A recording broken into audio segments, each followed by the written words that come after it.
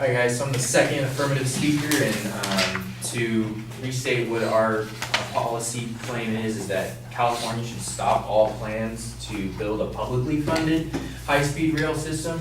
And our significance argument for this claim is that, once again, that California is spending too much money on this system. To back this up, this project has already overrun its initial estimate, as has been said.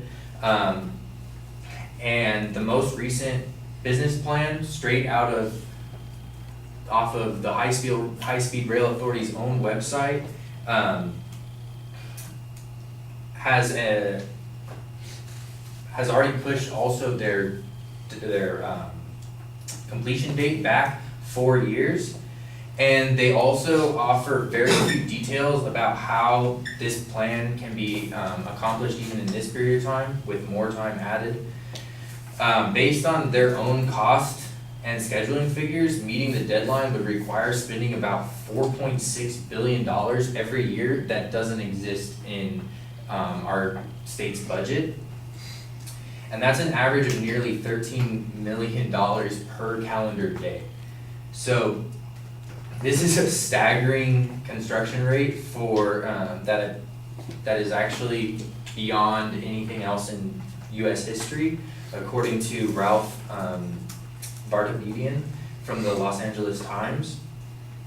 And then for our inherency argument, this current policy that's in place of building this high-speed train is unreliable and unviable, because in Proposition 1A, which was voted on in 2008 and was the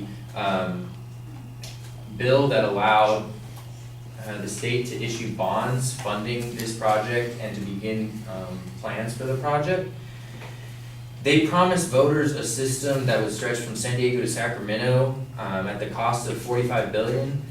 And so that's been continuing to go up, but that's also gone up just in the last 2 years by $13 billion. So it's steadily gone up. It's not just one new budget that they've stretched out. They've been having to revise this budget over and over and over again.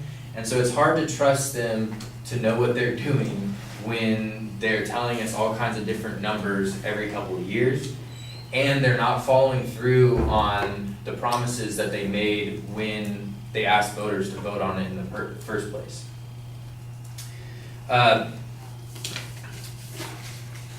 Voters were also initially promised that the train would be ready to ride in 2030, and that has been pushed back now to 2035. So even though we're spending more money, we're not going to be getting this train any sooner. Bent Flipberg, a professor and chair at the Major Program Management School at Oxford University, and one of the world's top experts on high-speed rail projects, said successful projects have adequate funding and realistic planning from the very beginning. They don't say, we're optimistic about the budget, as California has. California is unusual in the degree of uncertainty, and it's very risky. These numbers sound really big now, the 47 billion, 77 billion. But since the state does not currently have the funds for this project, but are wanting to push through anyways, most of the funds are going to be financed through loans, according to the High Speed Rail Authority's own business plan, which says that they plan on being able to pay these loans off by the year 2050. So in real terms, this $77 billion budget is going to end up being over $100 billion. You would expect that this massive investment would also offer a large return, raking in billions of dollars a year when it's completed.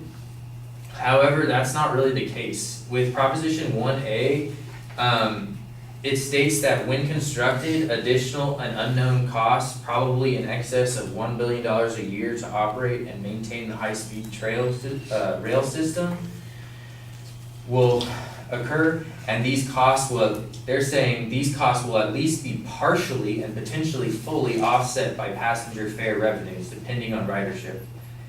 The very people supporting this train say that the costs are probably going to partially cover be covered by the revenues that it generates. Additionally, in a recent report from the same people forecasting that the revenue that the train would generate, they say that the fares, with fares costing between 50 and 77% of what airfares cost, the revenues would be between $3 and $4 billion a year. And this, compared to a nearly $100 billion investment, shows that this business plan is faulty and unlikely to become profitable.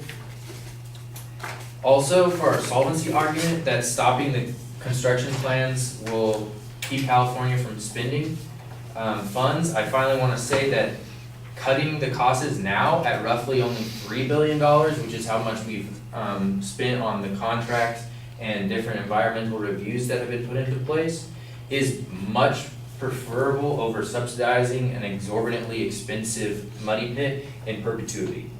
So thank you.